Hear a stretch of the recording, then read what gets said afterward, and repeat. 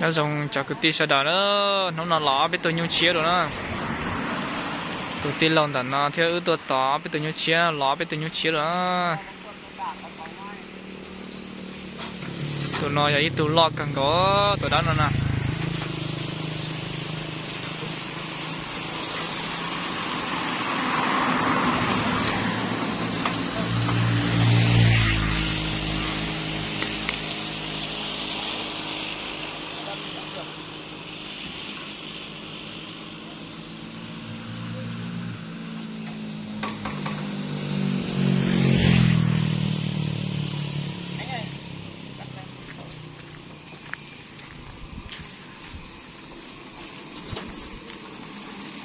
mở vị đi.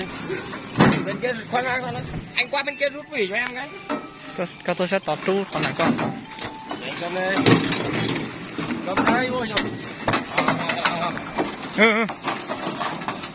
Đây.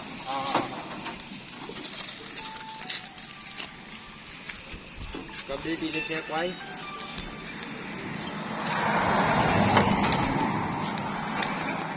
Tiểu lo nụ lọt cỡ để táo gió tụi này đó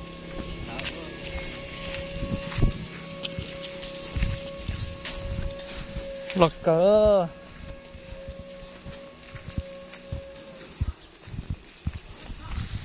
sai nó cho một kiểu nó cái này sai rồi đó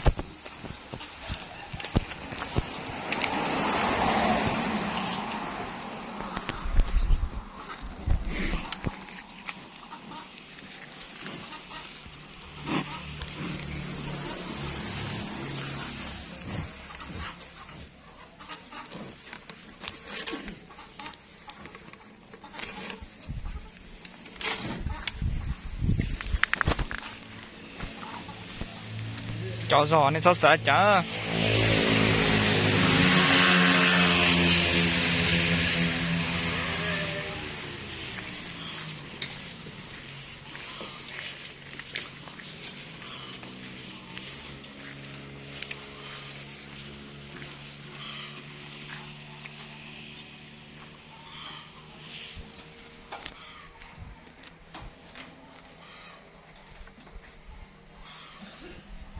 Hai ở lúc thao này chín tí mày đó. chín tí này tôi xe này chín tí này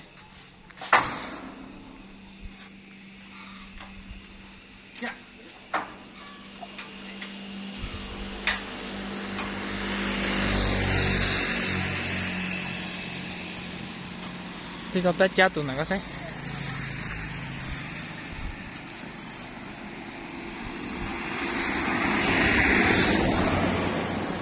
ô tụi nó khó mua cho nó chả chịu vô yo con chịu vô Nó có một vấn đề nữa đó. không mà vấn đề thì thôi yo Khổ đấy. tao nữa Chia tao đấy. Cái này đua sẽ thấy cháu đấy nữa không? bình thường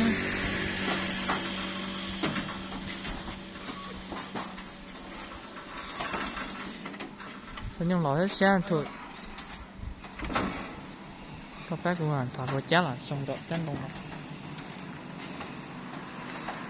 có một thằng đây thọ có một thằng lộ mệt luôn đi Mở vị ra đi, mở vị ra đi. Để lên kia kìa.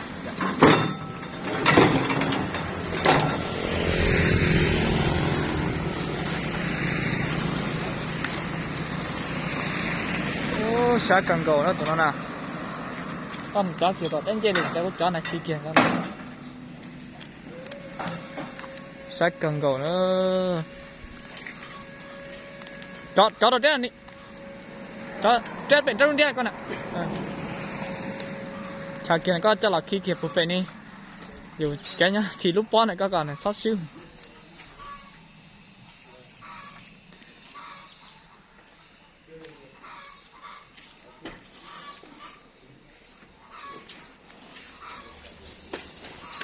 đó chị chú ý từng gì à ngay từ tao có chỉ ăn đào lót theo được Anh dây sừng kệ nó, anh cứ móc vào kia dây sừng kệ nó.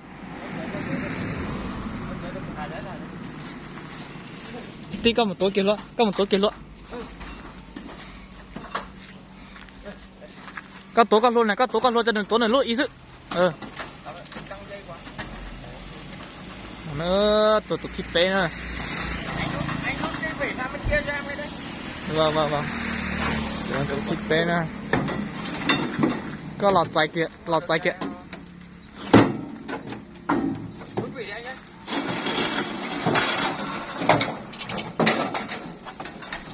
Sát tiểu. Không có tổ xem gì vậy tí à? Chết chả kịp tao lối hả? Chết tao có là xét đéo mà 20 cha đuộng. Sát cần cầu nó. Lên nó xin ơi, à bên mà xin gì đó nè.